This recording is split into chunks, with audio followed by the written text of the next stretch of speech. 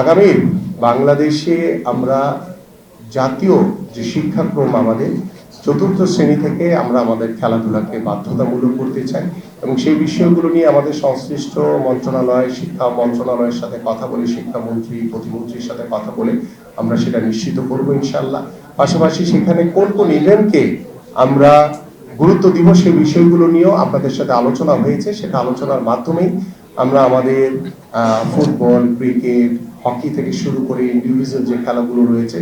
যে খেলাগুলোকে সর্বোচ্চ গুরুত্ব দিয়ে আমরা সাব গেমস কিংবা এশিয়ান গেমস কিংবা ভবিষ্যতে অলিম্পিকে ভালো কিছু করার যে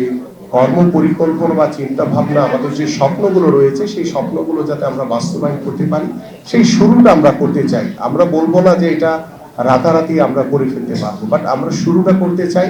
এবার নগদে পাচ্ছেন হেলিকপ্টার অফার, তাই কেনাকাটার পেমেন্ট নগদে করুন আর বুঝে নিন ২০০০ টাকারও বেশি ক্যাশব্যাক সহ হেলিকপ্টার রাইড। পেমেন্ট শুরু করুন আজই। যে শুরুগুলোর কথা আমি যখন খেলোয়াড় ছিলাম তখনও বলেছি, বিগত ১৭ বছর যখন রাজনীতির মাঠে ছিলাম মাঝে মাঝে আপনাদের সাথে দেখা হয়েছে, কথা হয়েছে, তখনও বলেছি, আজকেও আমি এই দায়িত্বশীল জায়গায় বসে একই কথা বলতে চাই যে যেখানে যেখানে আমাদের সমস্যাগুলো রয়েছে সেই সমস্যাগুলো কিভাবে দ্রুত সমাধানের মাধ্যমে, আলাপ আলোচনার মাধ্যমে এবং স্বচ্ছতার মাধ্যমে,